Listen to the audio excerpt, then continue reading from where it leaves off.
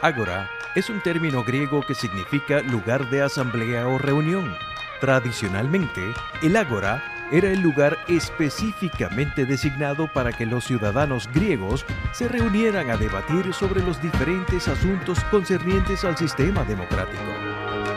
A partir de este momento, tenemos un Ágora en Luz Radio 102.9 con Gabriel Andrade. Saludos amigos, bienvenidos a Ágora. Hoy me acompaña en la edición y montaje William Velarde, en el control técnico Franklin Palmar, nuestra productora es Norelba Torres. Jesús Urbina es el director de Luz Radio, que forma parte del Sistema Integrado de Medios de la Universidad del Zulia, y quien les habla, Gabriel Andrade, estará en la conducción. @gandrade80 es mi Twitter. Hemos establecido contacto con el profesor Thomas Wigham. Él atiende esta llamada desde Athens, en Georgia, en Estados Unidos, en la Universidad de Georgia. Thomas es autor del libro La Guerra de la Triple Alianza por la editorial Taurus, y conversaremos sobre ese libro hoy y por supuesto sobre la Guerra del Paraguay. Saludos Thomas, bienvenido. Muchas gracias por tenerme en el programa. La Guerra del Paraguay, una guerra sumamente cruenta, pero nosotros los países caribeños, los del norte de Sudamérica, no conocemos tanto esta guerra. Yo te apuesto a que si tomamos a una persona en la calle y le preguntamos quién fue Lincoln, esa persona va a saber quién es, aquí en Venezuela. Pero si le preguntamos quién fue López, el presidente de Paraguay que dio inicio a esta guerra, muy seguramente no va a saber quién es. Y nosotros conocemos más o menos algunos detalles de la guerra de secesión en Estados Unidos, pero aquí en el Caribe casi nada se conoce sobre la guerra de la Triple Alianza. Y te llamo a ti como experto para que nos ilustres un poco sobre esta guerra. Thomas, ¿cómo empezó esta guerra? Bueno, comenzó en 1864 con la toma del vapor brasileño llamado Marqués de Olinda por las fuerzas paraguayas del mariscal Francisco Solano López. Pero tenía, por supuesto, orígenes más complejas que tenía que ver con cuestiones de límites, con cuestiones de política xenófoba del tiempo y también, bueno, cuestiones más bien de honor entre los diferentes líderes de los diferentes países en el sur. Don Pedro II, el monarca del Brasil, por ejemplo, y el gobierno en Buenos Aires encabezado por Bartolomé Mitre. Y todos ellos tuvieron diferentes políticas y podemos decir que por la gran torpeza del ser humano se entraban en guerra en vez de en negociación. ¿Cuáles fueron los dos bloques que se conformaron en esta guerra y los motivos de enfrentamiento? Bueno, las cosas inmediatas tenía que ver con una intervención lanzada por los brasileños en el país vecino del Uruguay. Los habían terratenientes brasileños que tenían estancias en Uruguay y que no quisieron pagar impuestos al gobierno de Montevideo.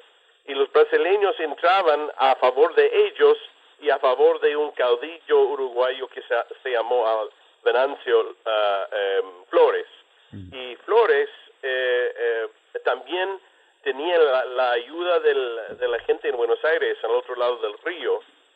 Y los paraguayos, bien lejanos de todos esos acontecimientos, lo tomaban como un enfrentamiento en contra del equilibrio político de la zona. Y por eso salió a atacar a los brasileños en nombre de un supuesto equilibrio, o sea, una idea política de cómo era la región de tal momento. Y había muy poca gente que coincida en ese análisis, pero ahí comenzó la guerra. Pero si Paraguay era un país, y sigue siendo un país tan pequeño y aparentemente tan insignificante, ¿por qué un conflicto interno en Uruguay iba a alterar el balance de poderes en la región? Uruguay es un país muy pequeño. Sí, yo creo que tenía que ver con un malentendimiento mismo del mariscal López. Él estuvo presente en Europa durante los años de 1850 y en tal ocasión vio cómo el equilibrio del poder guardó la paz entre los países europeos. Y él pensaba, según mis pensamientos, que este equilibrio tenía relevancia hacia la zona sur de Latinoamérica, pero de todos modos no tenían el equilibrio que él pensaba. Brasil, por ejemplo, era más grande en términos de población, en términos de riquezas, en términos de influencia política, que Argentina, Paraguay y Uruguay juntos. Entonces el equilibrio no existió, y si no existió no hubo razón para defenderla. Pero sabemos así que la gente lanza guerras por muchas razones políticas que tienen consecuencias largas, ¿verdad? Pero son cosas pequeñas en sí. Y así era la guerra de la Triple Alianza.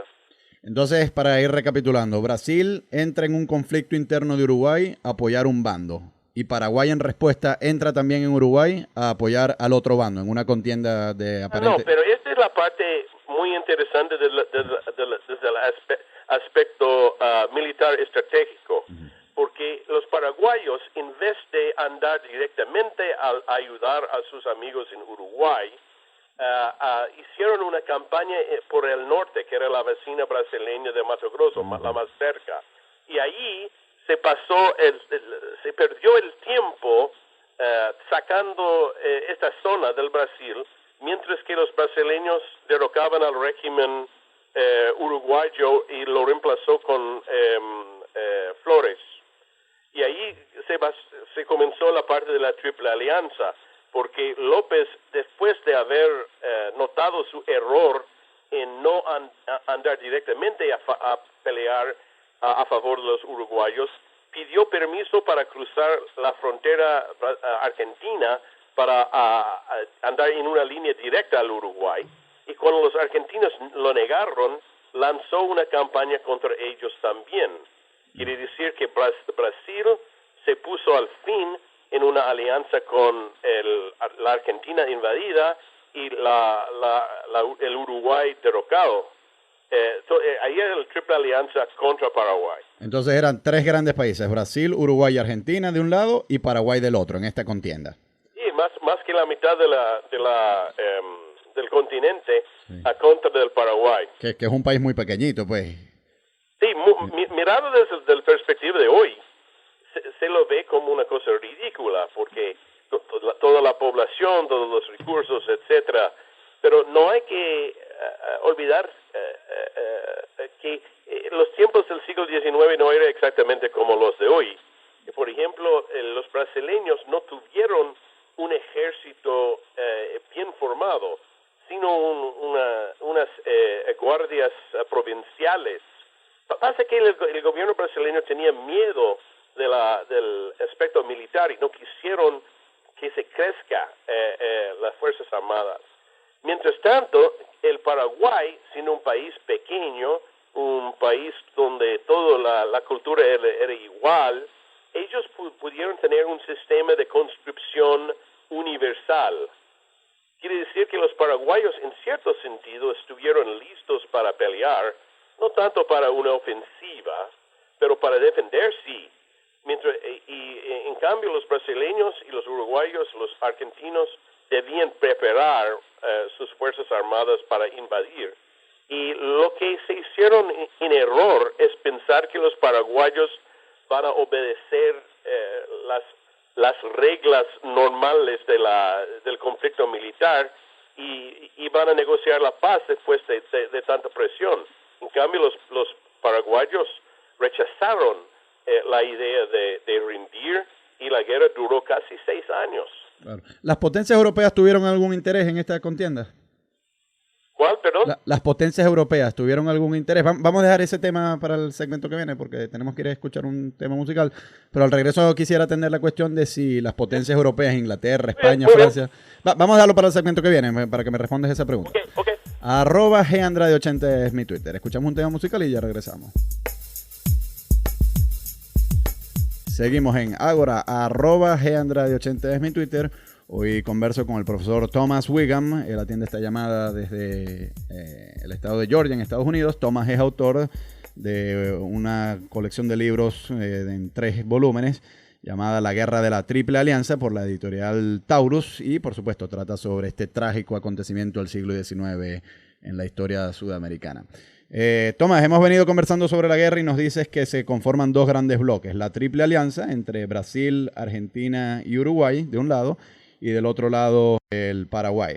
Ahora, en muchos conflictos en América e incluso también en la guerra de secesión norteamericana, que es casi contemporánea de este conflicto, las potencias europeas tuvieron interés y si bien no intervinieron directamente, pues sí consideraron prestar apoyo a uno u otro bando. ¿Cómo fue en el caso de la guerra de la Triple Alianza? ¿Hubo algún interés europeo en esta contienda?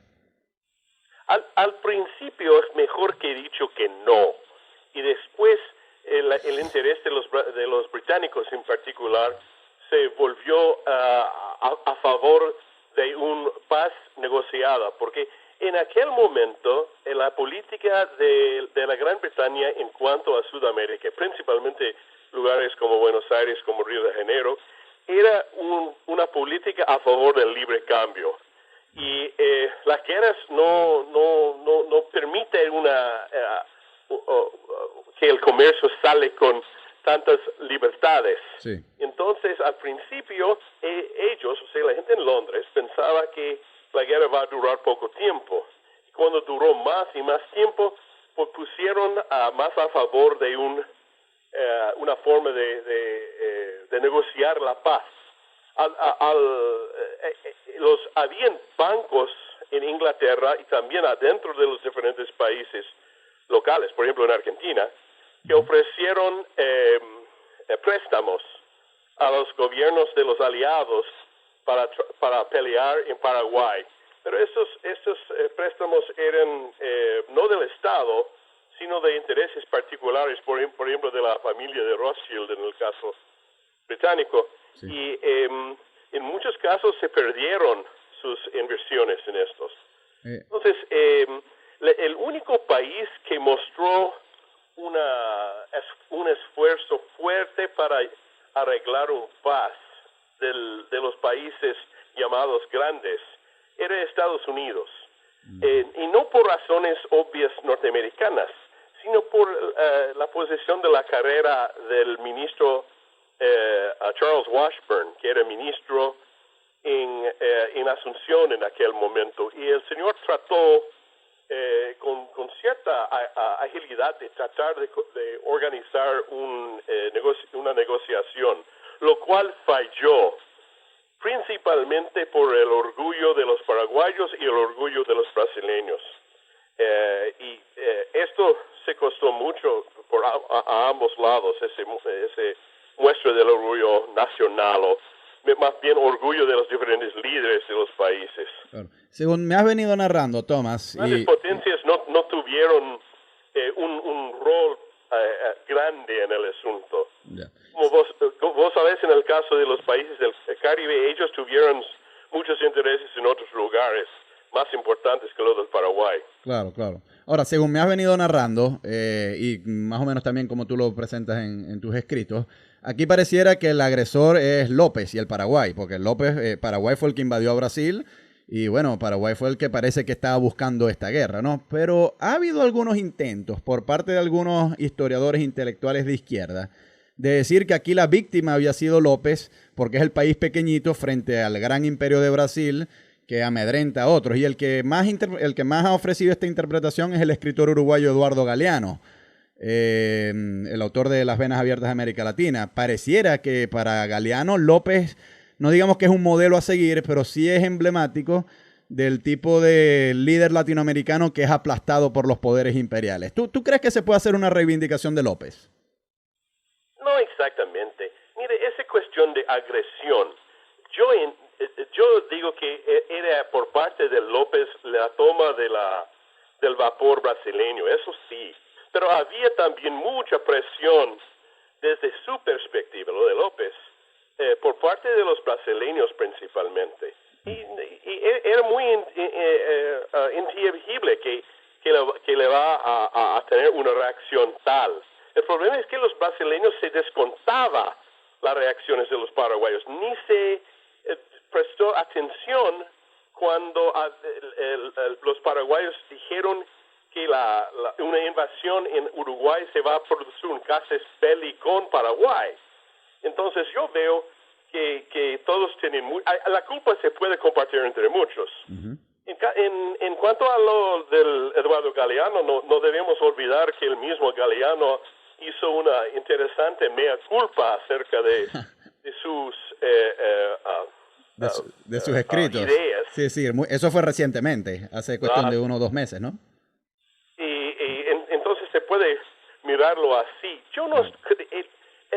Él quiso presentar a la situación paraguaya como fue un enfrentamiento con los imperios grandes.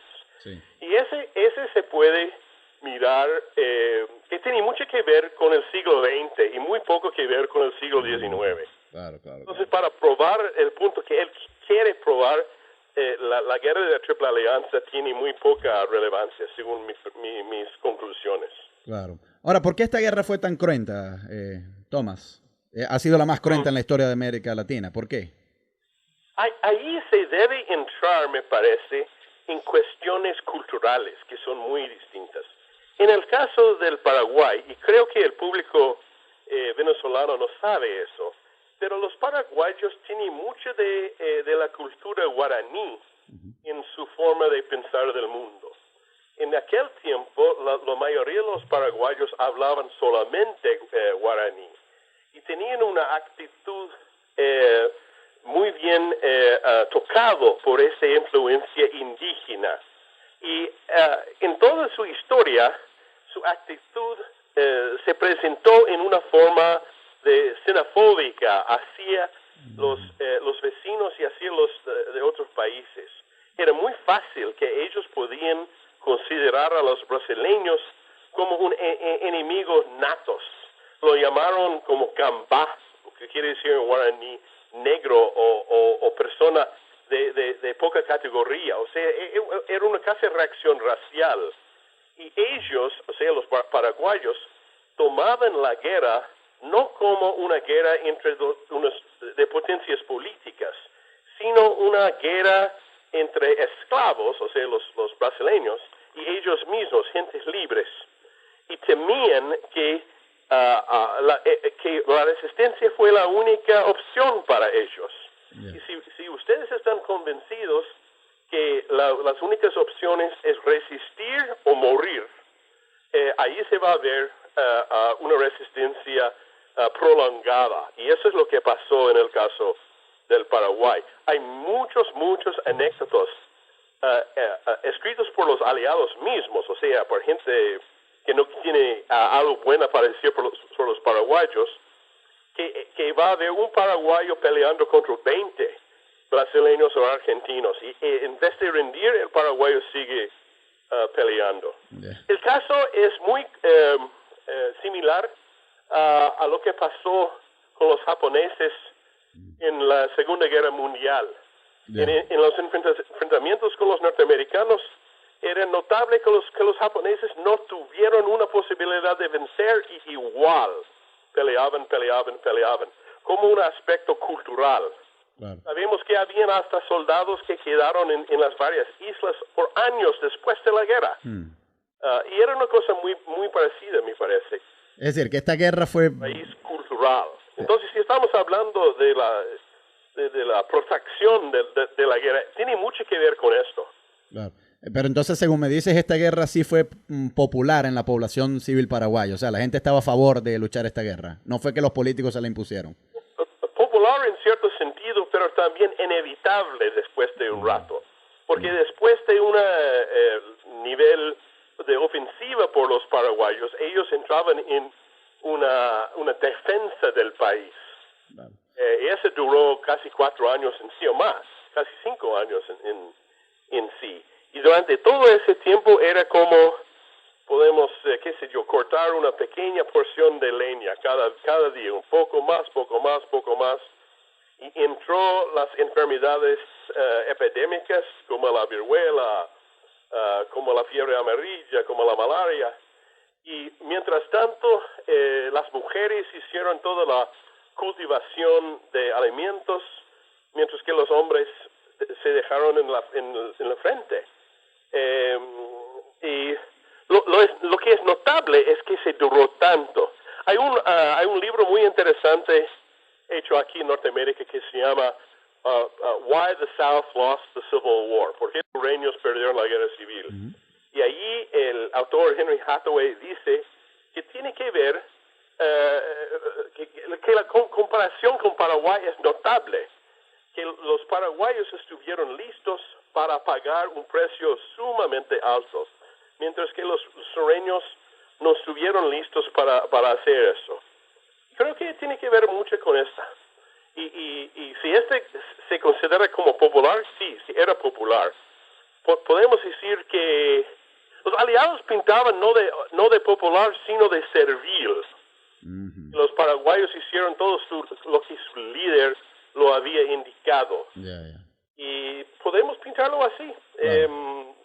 No cabe duda. Claro. Vamos a ir a escuchar un tema musical, Thomas, y al regreso seguimos conversando sobre este trágico acontecimiento, la guerra de la Triple Alianza en el siglo XIX. @GAndrade80 es mi Twitter. Seguimos en Ágora, @GAndrade80 es mi Twitter. Converso con el profesor Thomas Wickham sobre la guerra de la Triple Alianza. Decías tú en el segmento anterior, Thomas, que la guerra de la Triple Alianza contó con un gran fervor nacionalista por parte de los paraguayos. Ahora, esto a mí me sorprende un poco por lo siguiente, porque según tú narras en tus libros, López tuvo cierta formación en Europa y según recuerdo, López no era propiamente un guaraní, sino criollo, e incluso tuvo una esposa irlandesa que creo que murió con él al final. Eso pues me daría a pensar a mí que este hombre estaba abierto a ideas cosmopolitas y que no tenía en su mente la agresividad nacionalista que sí podemos ver en otros países. Una cosa es notable. Su padre, Carlos Antonio López, formó el Estado paraguayo durante los 1840 y escribió una constitución para Paraguay. En esta constitución no ocurre ni una palabra en guaraní, nada de eso, aunque la mayor parte de los paraguayos hablaban solamente guaraní. Pero durante la guerra, durante la resistencia contra los brasileños, el Estado paraguayo comenzó de publicar periódicos escritos solamente en guaraní, tratando de inflamar la resistencia, de inflamar el nacionalismo, como vos decís. Claro. Es decir, que en tiempos normales, las divisiones entre los paraguayos y la idea de que hay un mundo que es europeo o europeizante, que es un mundo escrito, que es un mundo del siglo actual. Existe este mundo, este es el mundo que Paraguay debe seguir. Pero cuando vienen tiempos de problema, cuando vienen amenazas directas, se entra en el otro mundo, el mundo que es guaranizante, claro, el mundo que es oral más que escrito, el mundo que es de la corazón o de la barriga, mejor dicho, que de la forma política. Claro. Yo creo que tiene que ver con eso, que los paraguayos en ese sentido son biculturales. Y esto también es algo que creo que los venezolanos no saben, pero vale la pena tomar en cuenta. Es un aspecto muy distinto. Está la diferencia, por ejemplo, entre Perú y Paraguay. En Perú, si vos hablas quechua, vos sos un indio. Y ahí está la división obvia. Claro. Paraguay, en cambio, toda la gente habla guaraní. No importante su cultura, no importante su color. Y el guaraní sirvió como una forma de cohesión entre los paraguayos. ¿López hablaba guaraní? Existió los raíces de nacionalismo antes de que se existió una nación. Claro. ¿López hablaba guaraní? Sí, por supuesto. Ya. Los paraguayos lo hablaban. Se dice que él habló con sus soldados exclusivamente en este idioma y hasta obligó a algunos de sus ingenieros británicos a aprender a guaraní para hablar exclusivamente en guaraní con ellos. Ya. Oye, el Paraguay quedó devastado tras esta guerra. Tengo entendido que más de la mitad de la población pereció. ¿Cuáles fueron las consecuencias para el Paraguay de esta catástrofe? Bueno, las consecuencias de Paraguay era una catástrofe. Perdieron más que la mitad de su población, puede ser más que 2/3 de su población, al hambriento, a las enfermedades, al combate y todo eso. Y se quedó con una cáscara de una nación después. Y la única razón que no fue tomado como territorio brasileño o argentino es que justamente el celos que existió entre esos dos países. Pero Paraguay después no tenía nada.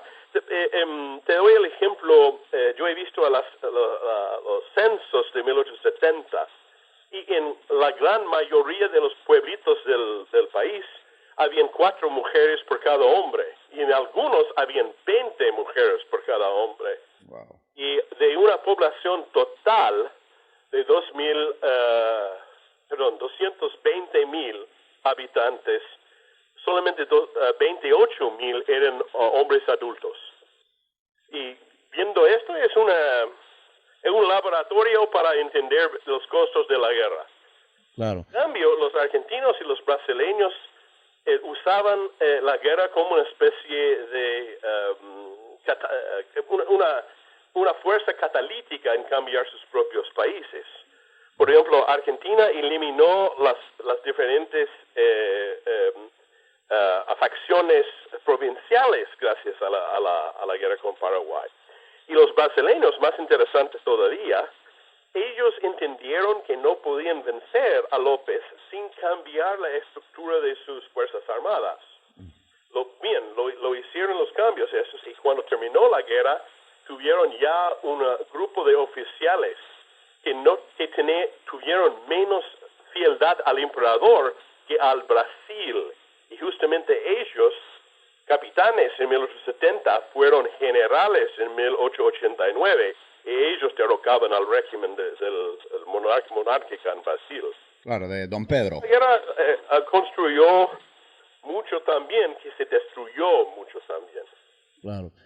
Tomás, la guerra de secesión norteamericana fue una de las primeras guerras industriales donde se usó maquinaria para matar así masivamente. ¿Eso fue igual en el Paraguay o fue más bien una guerra? Habían puntos interesantes en todos estos. Por ejemplo, los brasileños experimentaban con el uso de globos de observación. También usaban acorazados, buques de guerra hechos de metal, basado en las diseñas norteamericanas, lo cual tuvieron un efecto no tan bueno al principio, porque pelear en los ríos es muy distinto que pelear en las costas. Esos fueron puntos de interés, o puntos de cosas modernas, podemos decir. Por la mayor parte, era más bien una campaña de exterminio, no de exterminio, sino una campaña de largo plazo, peleada en una forma bastante tradicional por todas partes. Los brasileños pensaban que eran peleando contra indios, los paraguayos pensaban que eran peleando contra esclavos brasileños, y así peleaban en una forma más bien tradicional. Lo que tiene las cosas las más modernas no es que siempre obvio que se va a vencer. En Vietnam, Norteamérica tenía toda la ventaja tecnológica, pero igual perdió. Claro. ¿Esos odios entre brasileños y paraguayos persisten hasta hoy, Tomás? ¿La guerra ha dejado sus secuelas así hasta el siglo XXI? Hay momentos en la respuesta a eso es sí, pero yo creo que eso tiene que ver más bien con acontecimientos actualizados. Por ejemplo, los brasileños en los últimos tiempos en los últimos, ponemos 2 décadas, habían comprado mucho territorio en el nordeste del Paraguay y se lo convirtió en una especie de agronegocio como continuación de la economía brasileña, lo cual no es tan bien considerado por los paraguayos, a pesar de que ofrece empleo a muchos de ellos. Y hay diarios y hay políticos en Asunción que va a decir que esa es una especie de continuación de las presiones de la vieja Triple Alianza, Pero la verdad es que tiene que ver con cosas del momento actual. Claro. No tiene nada que ver con López ni de sus ideas sobre equilibrio de paz ni nada de eso. Vamos a ir a escuchar un tema musical y ya regresamos. @GAndrade80 es mi Twitter. Seguimos en Ágora, @GAndrade80 es mi Twitter. Vengo conversando con el profesor Thomas Wigham. Él es autor del libro La Guerra de la Triple Alianza. Eso está editado en 3 volúmenes por la editorial Taurus.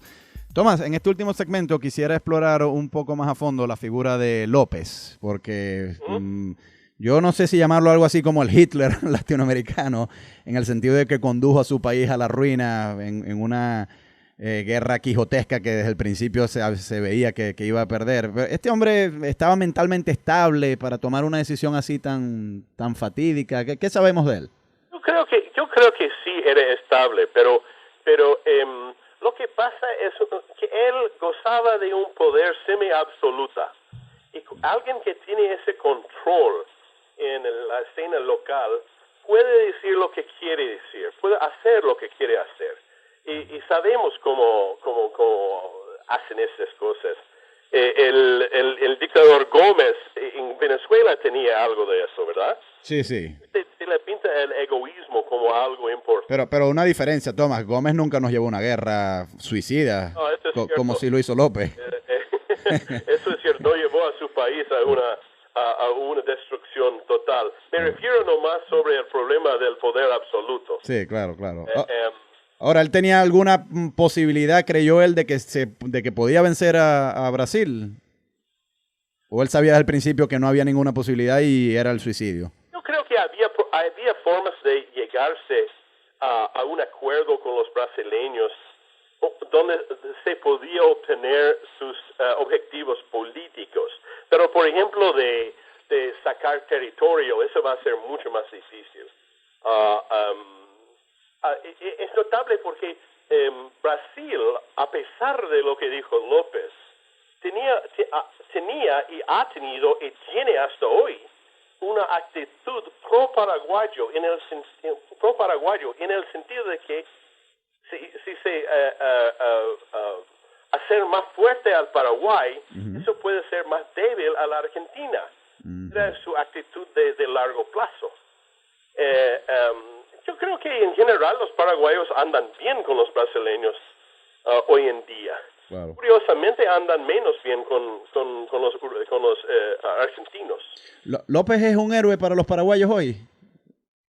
¿Cómo, perdón? ¿López es un héroe para los paraguayos como Bolívar lo es para nosotros, los venezolanos? ¿O esto más bien una figura de los cuales ellas se quieren olvidar? Sí, es algo así. La última vez que estuve en Asunción, hablé en frente de 3 diferentes secundarias grandes. Y en cada una de esas ocasiones me preguntaron si López era un héroe.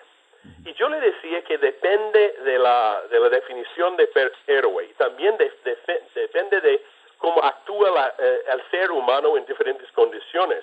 Alguien que es cobarde en cierto momento puede ser héroe en otro momento. Claro. López murió frente a la fuerza en Cerro Corral en 1870 con la espada en la mano diciendo yo muero con mi patria. Y esta es una muestra de cierto coraje. Pero también hubo otras ocasiones en las cuales él huyó rápidamente de la violencia de la frente. Yo decía a ellos, a los chicos de hoy, ahí en Asunción, que esa cuestión de héroe es problemática. Y si vos verdaderamente quieres ver los héroes, buscar en tus tatarabuelos, más bien, no en López. Los símbolos cuentan muy poco, pero la verdad, la realidad de la pelea de ellos, de los tatarabuelos, y en particular a las tatarabuelas, las mujeres, era una cosa terrible. Es que se merece el elogio, no el simbolismo del López. Claro. Es así igual en todos los países. La gente elige a héroes, pero en vez de pensar en héroes, mejor que se piensen en sí mismos. Ahí se va a ver todas las cosas buenas y todas las cosas malas. Y debe ser igual en Venezuela. Yo no conozco Venezuela, pero los venezolanos deben tener virtudes y puntos malos. Estos son lo que ellos mejor que se miren en vez de mirar una figura como el libertador. Claro. Oye, Tomás, te iba a preguntar lo siguiente. ¿Por qué esta guerra es aparentemente desconocida para la mayoría de los latinoamericanos, si fue la más cruenta? Quizás en Argentina y en Paraguay sí se conoce muy bien, pero yo te apuesto que desde México hasta Colombia no es una guerra que se conozca bien. ¿Por qué? Una de las cosas curiosas sobre Latinoamérica es que el sentimiento panamericano o el sentimiento latino es una cosa que tiene muchos agujeros. Por ejemplo, en Paraguay una vez, frente a los alumnos de la universidad, me preguntaron cuál es la opinión de Paraguay en Norteamérica. Y yo les decía, bueno, francamente no hay una opinión, la mayoría de la gente no lo conozca. Sí. Pero no hay que tomar, no hay que sentir sensibles sobre eso, porque son los vecinos que conocemos mejor. Ustedes aquí en Asunción, ustedes saben que Quito es la capital del Ecuador, pero ustedes no saben, por ejemplo, cuál es la moneda que ellos usan, por ejemplo. Claro. Y cuál es el presidente del Ecuador. Lo que es más cerca es más relevante. Claro. Y con mis propios alumnos aquí en Georgia, muchas veces encuentran gente que piensan que Latinoamérica es una versión de México desde del Río Grande hasta Patagonia, y no ve las diferencias. Y yo creo que existe algo muy parecido entre los países latinoamericanos. Ustedes conocen relativamente bien a Colombia, a Panamá, por ejemplo. Sí. Pero ¿qué saben ustedes sobre Perú, sobre Chile? No, claro, muy poco. Y además, a medida que mientras más vamos al sur, menos conocemos. Y por eso es que quería hacer este programa, porque es que cuando uno lee en los libros de historia que esta ha sido la guerra más cruenta que ha tenido América Latina, y uno le pregunta a alguien en la calle quién fue López, y no saben, pero sí saben quién fue Bolívar o Washington, es preocupante. O sea, nosotros tenemos que conocer nuestra historia. Hay una cosa más, si me permite. Sí, adelante. La documentación sobre esta guerra está dividido por lo menos en 4 diferentes archivos nacionales. Y ha sido muy difícil para los investigadores del pasado entrar en toda esa información. A mí me llevó más que 20 años en usar esto, y también con los archivos en Inglaterra y Estados Unidos y en unos otros lugares. Claro. ¿Hay alguna consecuencia que todavía estemos viviendo en el siglo XXI de esta guerra, Tomás, o eso ya quedó atrás? ¿Perdón? ¿Hay alguna consecuencia que en el siglo XXI todavía estemos viviendo de la guerra de la Triple Alianza, o esto es sencillamente algo de puro interés histórico que no tiene ninguna influencia sobre el presente? Bueno, yo creo que estamos viviendo un momento muy interesante en el continente del sur, en lo cual los países en todos lugares están redefiniendo sus intereses, redefiniendo su relación entre ellos. La vieja Guerra Fría ya se terminó y no sabemos todavía cuál será el futuro. Tenemos, por ejemplo, los países de la ALBA, tenemos los de UNASUR. ¿Cuál va a ser la coyuntura entre esos países? Y en considerar este tema, más bien importante recordar el caso de la guerra de la Triple Alianza, lo que puede pasar por la falta de información, por la falta de conocimiento, por la falta de convivencia entre los diferentes países. Claro. En este sentido, creo que la guerra sigue teniendo una vida, sigue teniendo un vigor importante por la gente actual. Claro. Oye, tú sabes que algunos líderes de izquierda, y entre ellos nuestro difunto presidente Chávez, siempre vieron a Brasil como la alternativa del gigante sudamericano que se le puede enfrentar al gigante norteamericano en cuestión de 1 o 2 siglos. Pero yo siempre he visto con temor que si tenemos un gran gigante en Sudamérica, eventualmente ese gran gigante también puede aplastar a los países vecinos. Yo soy un poco escéptico del poderío brasileño y creo que la guerra de la Triple Alianza pues recapitula esto. ¿Tú cómo ves eso? ¿Tú crees que es un peligro Brasil, el crecimiento de Brasil actual? Bueno, no es un peligro hacia Norteamérica, eso es seguro. Sí, pero digo, a los países vecinos, como Paraguay. Muchos problemas entre ellos mismos. Lo que está pasando con la Copa Mundial muestra muy bien esto. pero también ellos tienen la parte económica de la América del Sur que ellos controlan, es una cosa enorme. Y hace unos años la embajada brasileña me mandaron 2 representantes para ver una charla mía, y yo le decía que, mira, en ciertos sentidos es muy obvio que Brasil quiere seguir un papel hegemónica en América del Sur, y si es cierto eso, por lo menos espero que Brasilia lo hace su trabajo mucho mejor que Estados Unidos ha hecho por construir una verdadera entendimiento entre los países de la zona. Claro, claro. Mi impresión siempre es que hay los vecinos cercas son más conocidos, en muchos casos más odiados por esta misma cosa. Claro, bueno, sí, eso siempre ha ocurrido así en la historia. Oye, Tomás, muy agradecido por haber recibido esta llamada y te deseo el mejor de los éxitos. Saludos con a este todos libro. mis amigos venezolanos y que les vaya muy bien. Claro que sí. Gracias a William Velarde, que estuvo en la edición y montaje, Franklin Palmar en el control técnico, Norelba Torres en la producción, Jesús Urbina es el director de Luz Radio, que forma parte del Sistema Integrado de Medios de la Universidad del Zulia, y quien les habla, Gabriel Andrade, estuvo en la conducción. @GAndrade80 es mi Twitter.